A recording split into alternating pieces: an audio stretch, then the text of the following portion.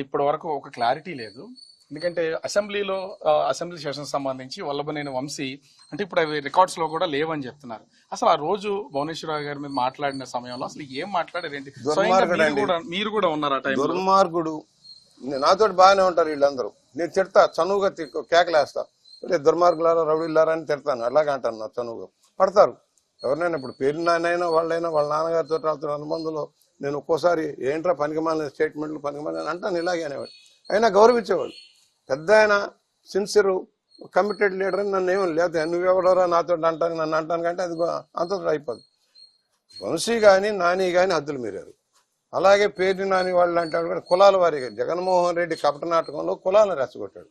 కమ్మ వాళ్ళ మీద కమ్మ వాళ్ళని, కాపుల మీద కాపుల్ని, పవన్ కళ్యాణ్ మీద కాపుల్ని అలా రెచ్చగొట్టుకుంటూ ఆయన విమర్శలు చేయించుకునేవాడు. మా పోటీ వాళ్ళం కన్స్ట్రక్టివ్గానే మాట్లాడేవాళ్ళం. ఏదన్నా సోషల్ మీడియాలో పోస్ట్ పెడితే ఎవరికి దొరకని విధంగా అంటే తప్పు చేసి కాదు, ఘాటుగా ఉంటది విమర్శ. ఎందుకు అసలు అసెంబ్లీలో భువనేశ్వర్ గారికి సంబంధించిన టాపిక్ ఎందుకు తీసుకురావాల్సి వస్తుంది అంటారు అసలు ఆ రోజు వంశీ? ఆ రోజున అతను పార్టీ మారదలిశాడు. అక్కడ అరాచకం జరిగింది, భూ కుంభకోణాలు జరిగినాయి, ఇళ్ల పట్టాల కుంభకోణాలు జరిగినాయి, మట్టి కుంభకోణాలు జరిగినాయి. అవన్నీ కొంచెం చెడ్డగా వస్తుంది. ఆ సందర్భంలో స్థానిక కార్యకర్తలు వ్యతిరేకించారని చెప్పేసి లోకల్ కార్యకర్తలు ఏదో అన్నారని చెప్పి ఉమా గారికి ఆయనకి ఏదో తగాదామని చెప్పేసి చంద్రబాబు గారి భార్య గురించి చెడ్డగా మాట్లాడడం తప్పు కదా. ఈరోజు అనుభవిస్తున్నాడు. ఇవాళ పోసాని కృష్ణమురళి కావచ్చు, పెన్ని నాని కావచ్చు, జోగి రమేష్ కావచ్చు, రేపు పొద్దున అంబటి రాంబాబు అందరూ తప్పు చేస్తేనే తప్పించుకుపోలేరు. పోసాని ఇవాళ ఏమన్నాడు, సజ్జల రామకృష్ణారెడ్డి స్క్రిప్ట్లో చేశానన్నాడు. మేము మొదటి నుంచి అదే చెప్పాం. అసలు కారకుడు జగన్మోహన్ రెడ్డి, సజ్జల రామకృష్ణారెడ్డి వీళ్ళందరితోటి బూతులు మాట్లాడిస్తున్నారు. అది ఇవాళ రుజువు అవుతుంది.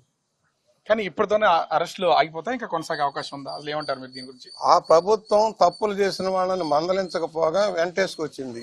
తప్పు చేయని చంద్రబాబు గారిని 53 రోజులు జైల్లో పెట్టారు. ఏమీ లేని, అసలు లేని కేసులు సృష్టించి జైల్లో పెట్టారు. వాళ్ళు మేము అడుగుతా ఉన్నాం, మీరు బూతులు తిట్టేసి ఆఖరికి పవన్ కళ్యాణ్ గారి భార్య గురించి, పిల్లల గురించి, సంతానం గురించి చెడ్డగా మాట్లాడమని ఎలా క్షమించాలి? ఎందుకు క్షమించాలి? అందువల్ల శిక్ష తప్పదు. కానీ ఇక్కడ ఇంకొకటి విమర్శ కూడా ఉంది. అరెస్ట్ అవుతున్నటువంటి వాళ్ళు అటు వల్లభనేని వంశీ కానీ, పోసాని కృష్ణమురళి కానీ, తర్వాత కొడాలి నాని కానీ, వీళ్ళందరూ కమ్మ సామాజిక వర్గానికి సంబంధించినటువంటి వాళ్ళు చంద్రబాబు గురించి యాంటీగా మాట్లాడారు కాబట్టి వీళ్ళు కూడా ఎదుగుతున్నారు కాబట్టి ఎదుగుతున్న వాళ్ళని కట్ చేయాలనే ఉద్దేశంతో తెలుగుదేశం కులంతో రాలేదు. ఇప్పుడు నేను కులం అంటే నేను నా సంగతి ఏంటి?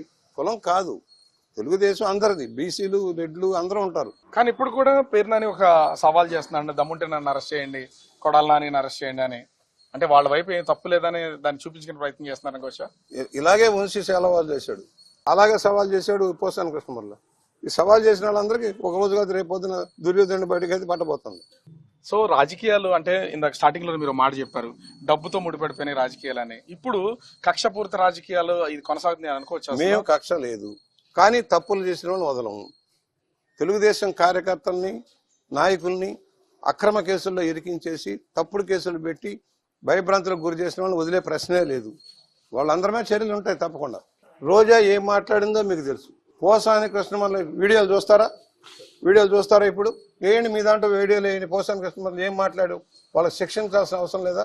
అయిపోయింది, నేను రాజకీయాలు మానేసి సరిపోద్దా? అధికార మదంతో నోటికి వచ్చినట్టు కారు కోతలు కోసిన వాళ్ళు, క్యారెక్టర్ అసాసినేషన్ చేసిన వాళ్ళు, కుటుంబాలను రోడ్డు మీద రాని మహిళలను కూడా రోడ్డు మీద గీర్చిన వాళ్ళని వదలాలా? ఎందుకు వదలాలి?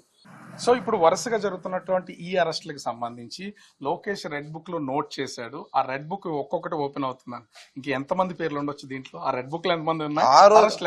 ఆ రోజునే చెప్పాడు, నేను ప్రతి జిల్లాలో జరుగుతున్న సంఘటనలు అది కొంతమంది అధికారుల దృష్టి రాసుకుంటున్నాం, అధికారంలోకి వచ్చాక మేము చూసుకుంటాం అన్నారు. రెడ్ బుక్ కాదు, రెడ్ బుక్ భిన్నంగా వస్తుంది. వాడు మర్చిపోకండి, రెడ్ బుక్ అవసరం లే. ప్రజలకు తెలుసు కదా ఎవరు ఏం మాట్లాడారు, ఎవరు ఏం చేశారు, ఏ జిల్లాలో ఎలా జరిగింది. మా జిల్లాలో ఒక కలెక్టర్ గారు ఆమె స్వయంగా 5,000, 10,000 కూడా తీసుకొని భూములు బదలాయింపు చేస్తుంది. వాళ్ళు వదలాలి వీళ్ళందరినీ. సో భూముల దోపిడీ అంటున్నారు కాబట్టి, అంటే మీకు సంబంధించే ఈ జిల్లాకు సంబంధించి ఆవు భూముల్లో కూడా మాజీ ఎంపీ హస్తం చాలా ఉంది భరత్కి సంబంధించి అని అంటూ ఉంటారు. ఎందుకు మరి అతనికి సంబంధించి ఏమన్నా ఆలోచన? నేనంటాను జగన్మోహన్ రెడ్డి చేస్తామంది దీంట్లో. మీకు తెలిసి పనికిరాని భూములు కొన్నారని తెలిసి ఆనాటి కలెక్టర్, ఎంపీలు అందరూ ఏకమయ్యారు. మీరు ఎంపీ, ఎమ్మెల్యే తగాద వచ్చి బయటపడ్డాడు.